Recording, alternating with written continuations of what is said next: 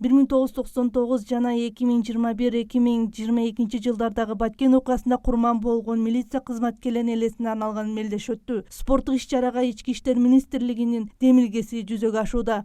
Анда өлкө аймагында күч органдары тарабынан түзүлгөн командалар өз ара күч сынашууда. Бұл иш-чара Ички иштер министрликтин волейбол боюнча чемпионаты.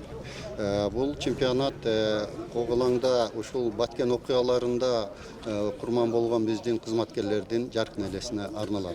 Призовой фонд биринчи орунга общий командалар боюнча биринчи орунга 15 000 сом сыйлыгы бар, акчалай сыйлыгы, экинчи орунга 12 000 сом, үчүнчү орунга 10 000 сом акчалай сыйлыктар менен сыйланат. Мелдештин ачылыш аземine Ички иштер министрлигинин жана Динамо коомдук бирикмесинин жетекчилери, Баткен окуяларында курман болгон кызматкерлердин үй бүлө мүчөлөрү катышты. Иш-чарада Куран окутулуп, маркумдардын жакындарына белектер тапшырылды.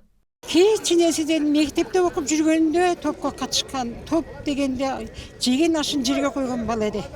Азыр болгондо ушулар менен ойномок деп отурам.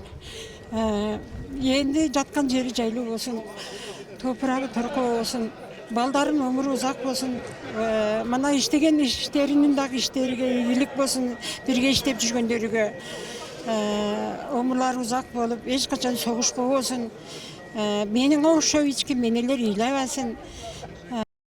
Чемпионатка ички иштер органдарынан 8 команда катышууда. Жеңген тайпаларга атайын акчалай сыйлыктар, кубоктор жана медалдар ыйгарылмакчы.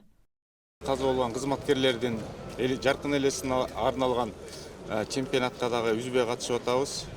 Биз Бишкек шаарынан келдик. 1000 километр жерден келдик. Мына ошо кызматкерлер боюнча айтсак, булардын тарыхын жалпы эле ушу Ички иштер министрлигинин бардык кызматкерлери билет. Өздөрүнүн ушундай эрдиктигин көрсөтүшкөн биздин эң жакшы кызматкерлердин бири. Мелдеш 2 күнгө созулуп, 21 августта жыйынтыкталат. Иш-чаранын негизги максаты кызматкерлердин ынтымагын бекемдөө, сергек жашоону жайылтуу жана баатырлардын элесин унутпоо. Динара Курбанбекова, Расул Ахматов, жаңылыктар.